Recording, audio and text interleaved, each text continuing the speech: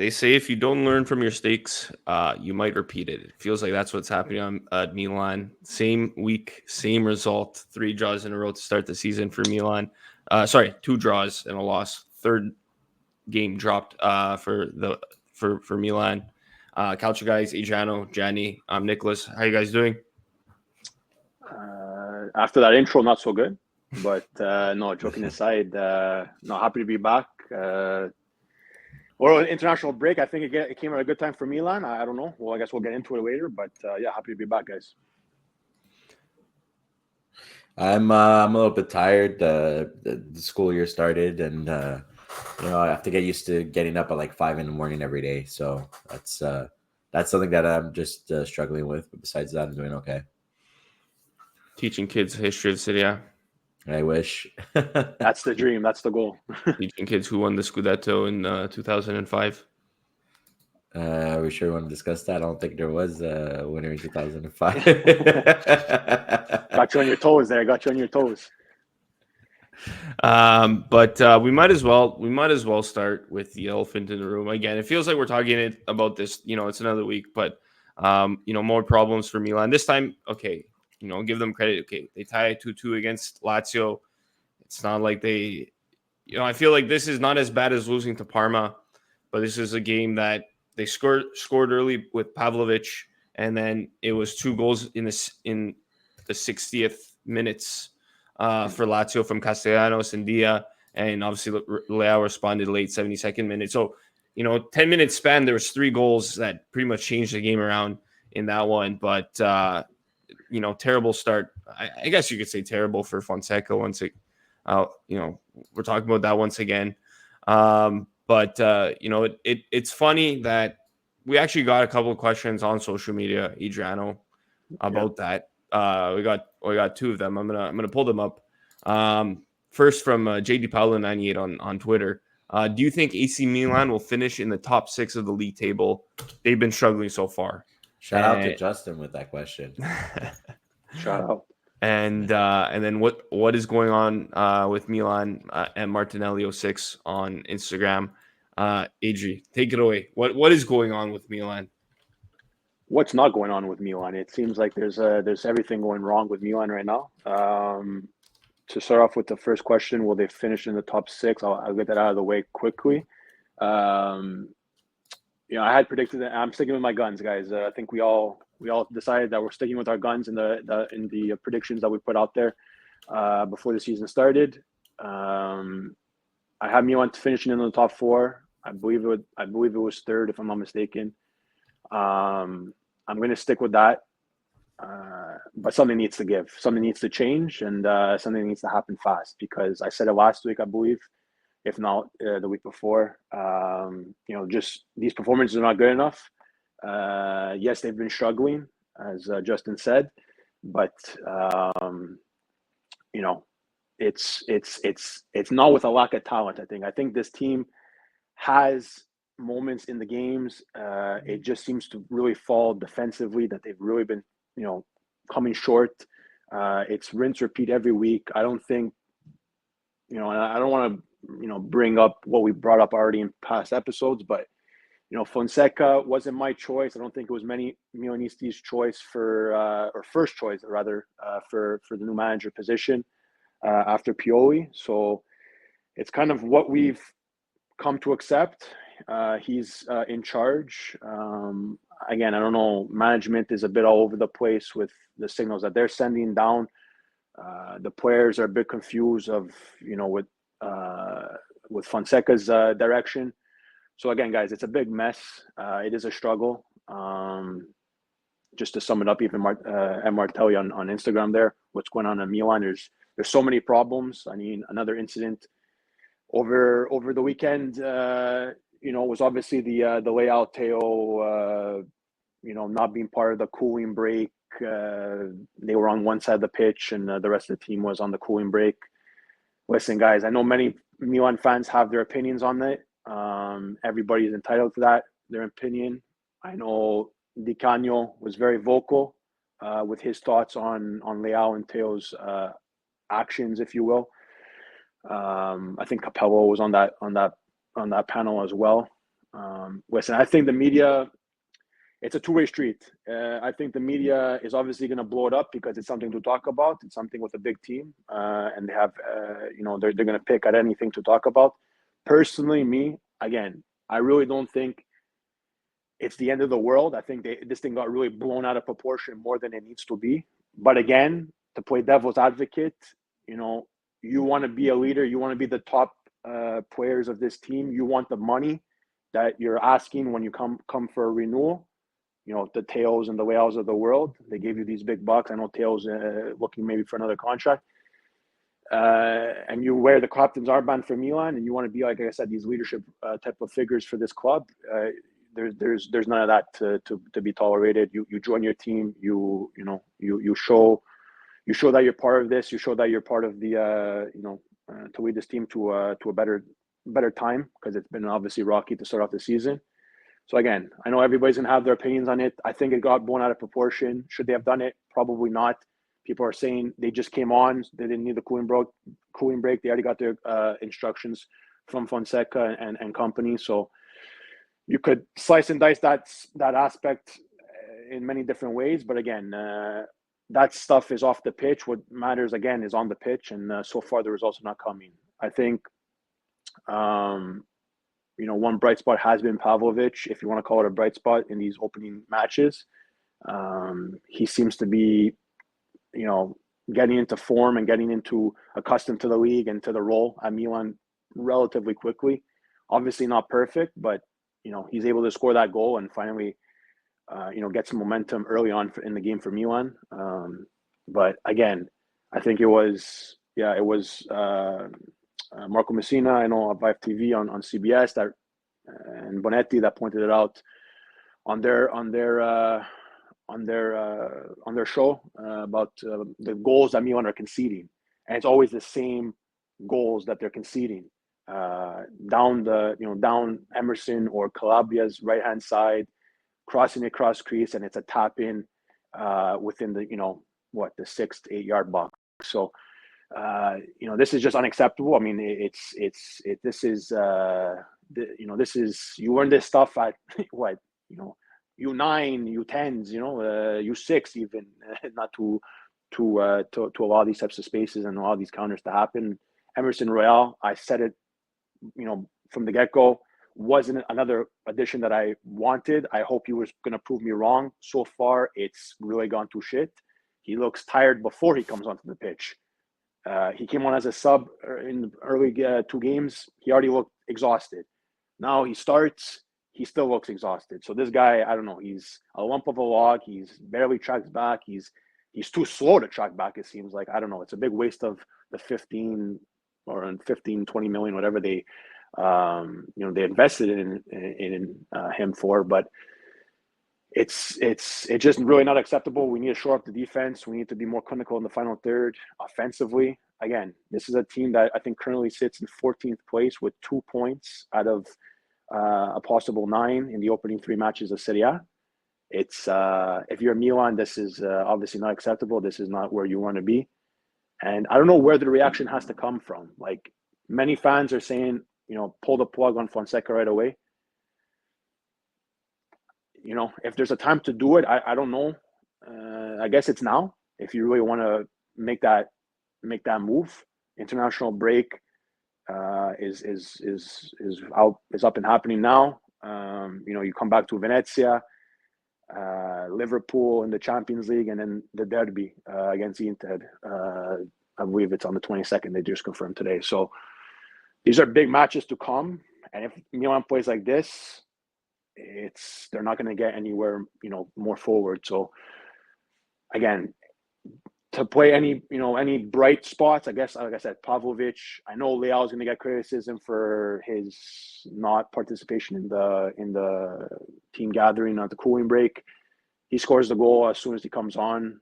Tammy Abraham got some minutes, provide the assist. This is a deal that we were talking about last week, me and Gianni. The Salamakers Tammy Abraham swap deal between Milan and Roma. It ends up going through.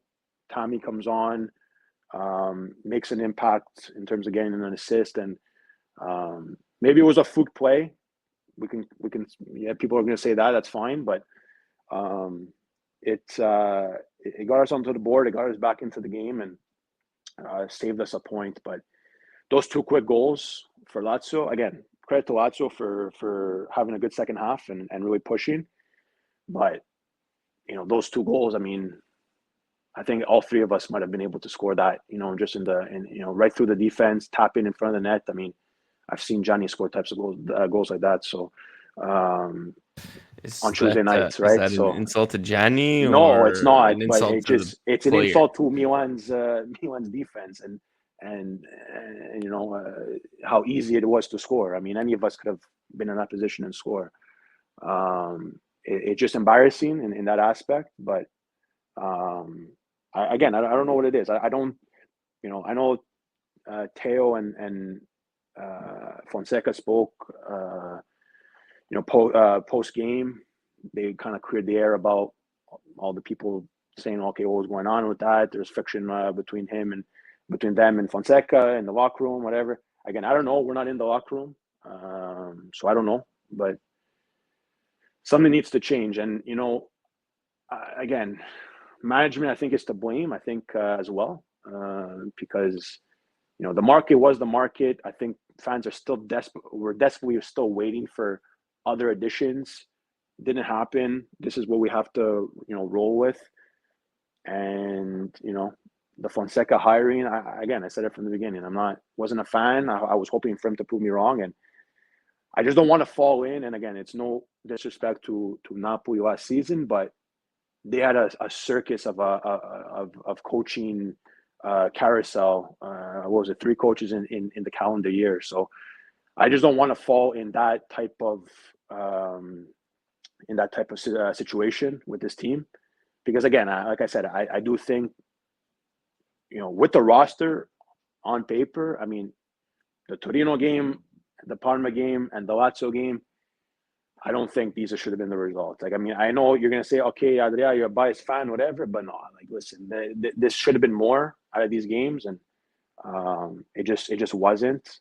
Credit for those teams for putting up those fights, but I think if this is Milan and this is a team that wants to get back to winning ways in terms of trying to fight for a Scudetto, and they're trying to say we want to get that second star.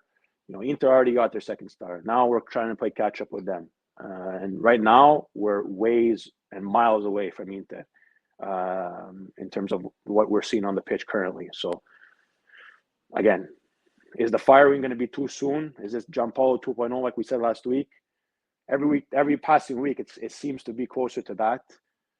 But hey, we got rid of Gianpaolo, brought in a guy like Pioli, and we saw what happened. Would that be the same thing if Milan were to pull the trigger and fire Fonseca this early? I don't think so. But again, where does Milan want to position themselves, with the best or with the rest? Currently, we're with the rest and not with the best. So management's going to have to pull up their their big boy pants on and really weigh out the options, because in 3 match days, and again, I always like to give that 5 to 10 match day judgments. That's kind of where we like to see where our teams are at and kind of go from there. But if it continues like this, I don't even think we'll get to match day 5 and 7 and then 10 with this Milan the way they're playing. So I'm really on the fence with firing Fonseca right now. I want to still give him a bit more, but he's going to have to change a lot. He's going to have to be more dynamic in game. He's going to have, he just threw on 4 guys and lucky enough happened to get a draw against Lazio. People are going to say, obviously, the handballs and this and that and the VAR and no VAR, whatever. Put that all aside, like, Fonseca was all over the map. We can't hold on to a lead. We let in, how many goals did we let in? We let in, 6 goals in 3 games, I believe. 2 and 2. Yeah, we let in 6 goals in 3 games. Sorry, it's not good enough, and it's no fault to Magnan either. Like his defense is not doing like anything in front of him. So lots of holes, lots of things to fix. Maybe this international break so soon for the Nations League is is a quiet blessing in disguise for Milan. My optimistic side says that, but my other side says we got to change everything and kind of start from scratch. And if there's a time to do it, maybe now's the time.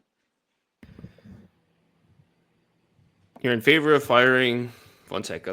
I think that'll be the headline of the episode, Adriano.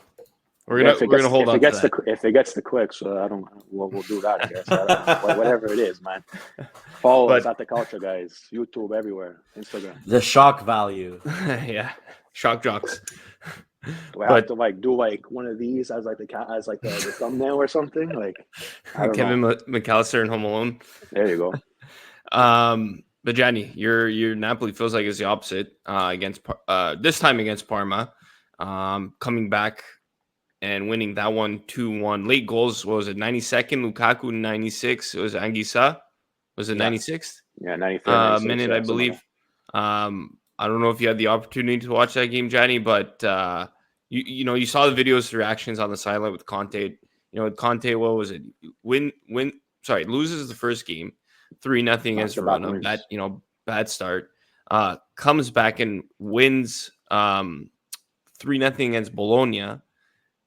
And then 2-1 now against Parma. So 6 points in 3 games. It's good. It's a good start.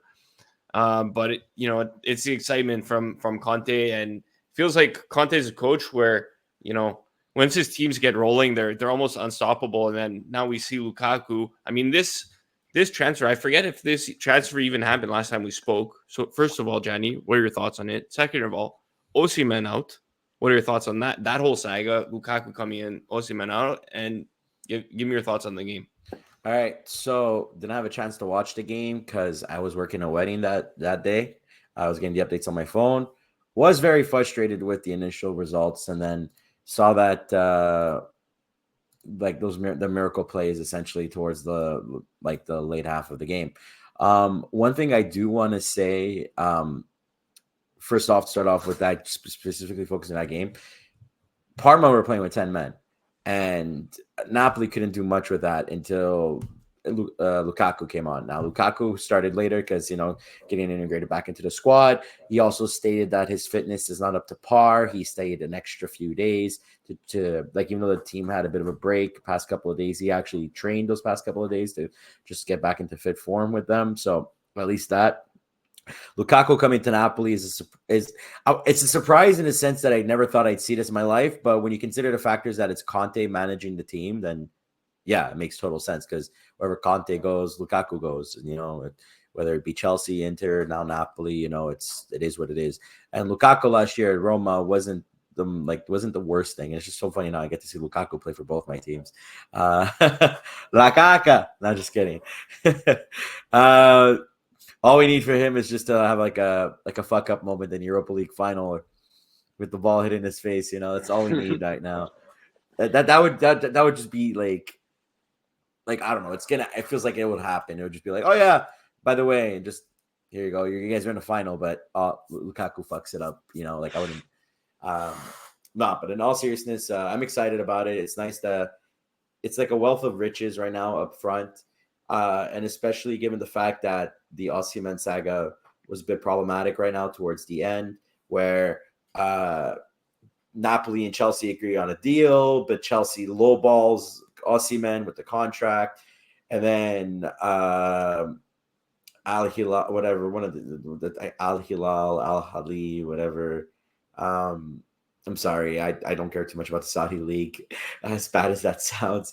Probably offers him more money than he wants, but really lowballs Napoli at that point. It's more or less it's his agent that basically dropped the ball. You couldn't get him on teams that he wanted to be on, and then he had to settle for Galatasaray, which you're being the top team in the Turkish league. They have a lot of history at Galatasaray, but in terms of the league, Galatasaray, sorry. But in terms of league quality, you're downgrading in league quality. The team is fantastic, but the quality that you're going to be playing against is not going to be great. You'll be a big fish in a really small pond.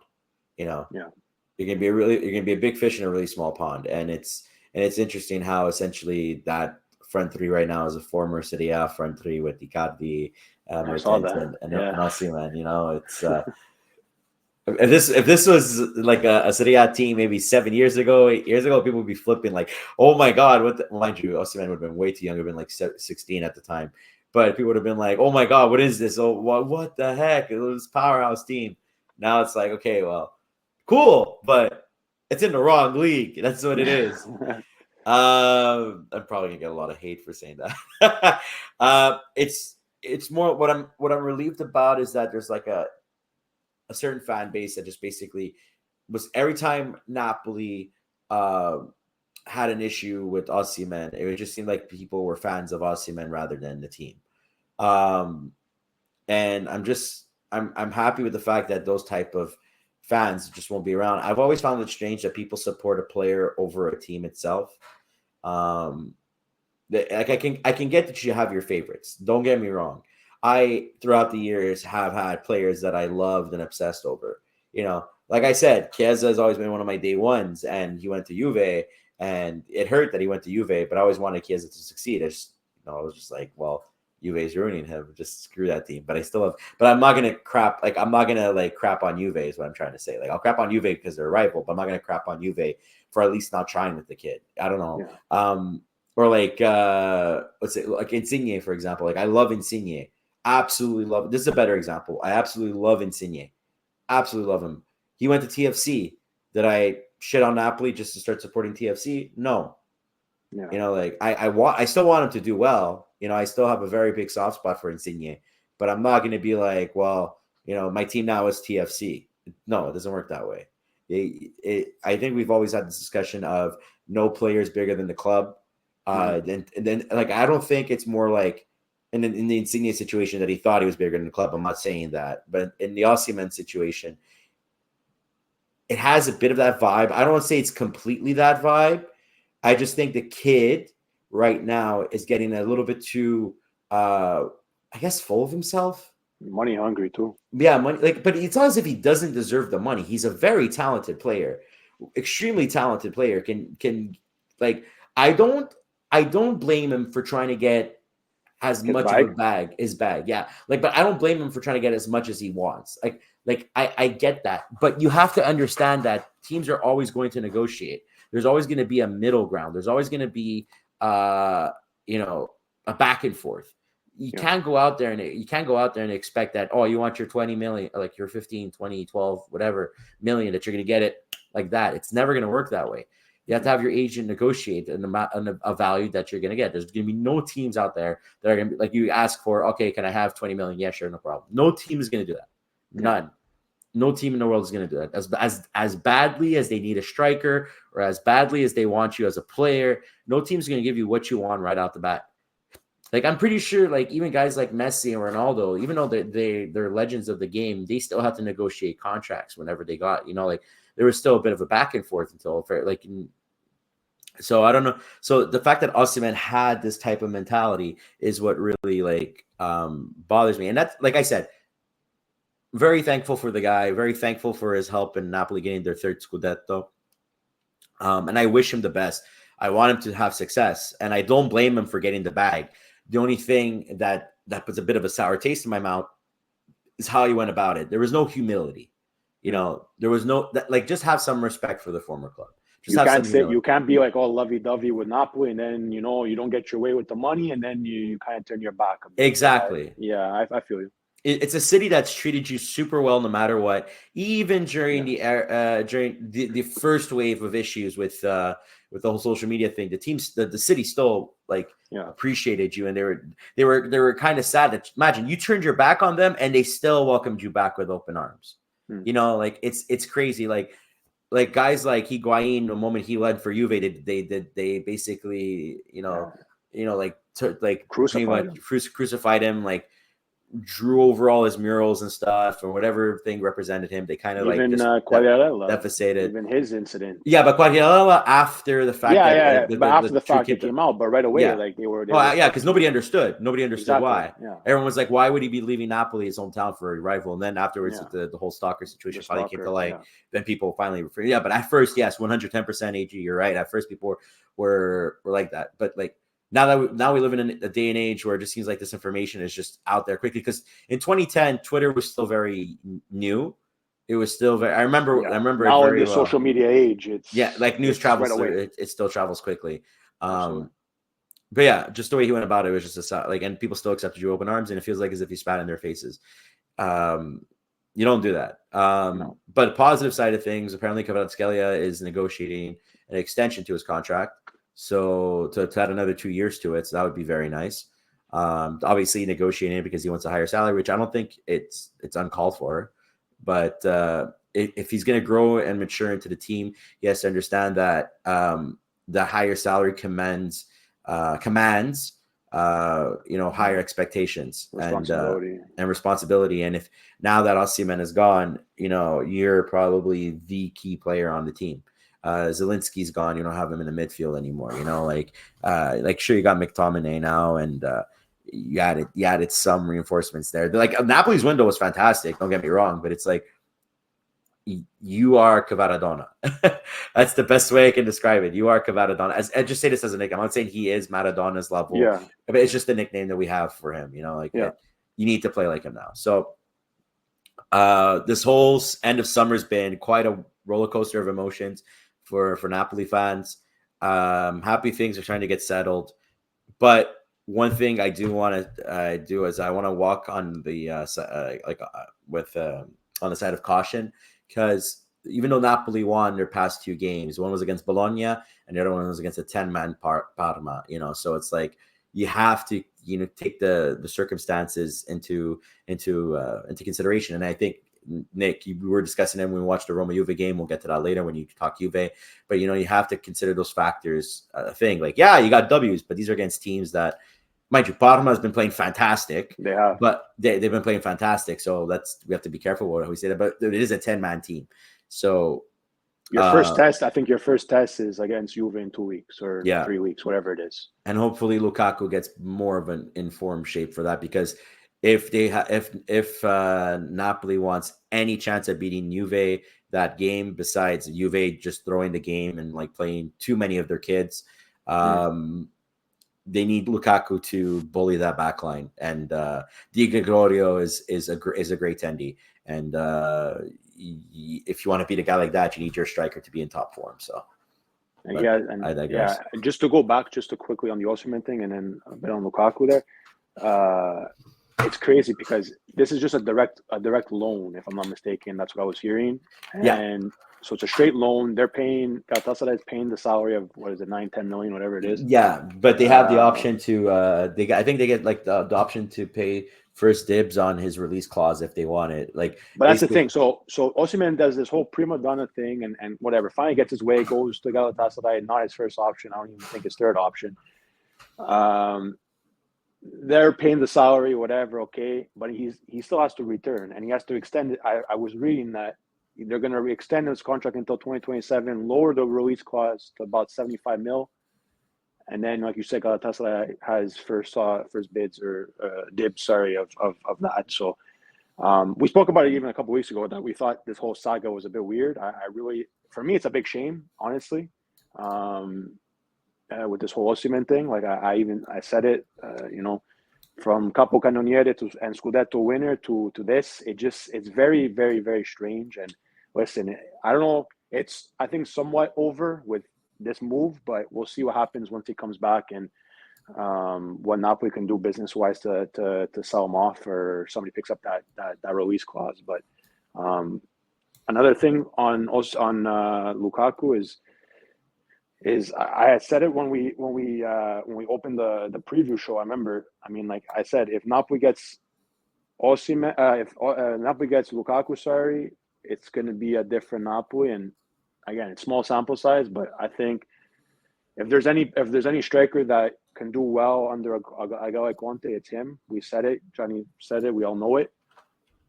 So I think as the weeks progress, you're going to continue to see more of Lukaku. And I think, Nick, we got a question concerning Lukaku, if I'm not mistaken. Actually from our friends at San Gennaro, Montreal. Lukaku goal predictions. Yes. That's a good one. How many? I'll start off. I think because I don't think he gets complete playing time. I think he splits with Simeone as well. Really? Okay. I mean, like you could probably put Lukaku as like 60, 70, and like, and at the 70th minute, you swap him up for Simeone, use Simeone as a super sub, or even if he wants to use Raspadori, I think Conte really just is trying something with Raspadori. I would say in the 15 to 20 range. I'm probably gonna say something like 17 goals. I say 15 to 20 range. I say something like 17 goals. I'd agree with that. Yeah, for me too. If they want to be successful, and if they're really serious, and if my prediction somehow comes true of them winning the Scudetto, they need a guy like Lukaku to score at least 15 goals at a minimum in this league. At a very minimum, they need him to score at least 15 goals. I think anything more than that, once you get close to 20, in the 20s, becomes more of a bonus. Because, like you said, Johnny, they do have pieces to contribute alongside a guy like Lukaku. You know, you still have Kvaratskhelia, you still have Raspadori, Simeone. You include a guy like Neres there, who looks like a pretty interesting piece on the right-hand side.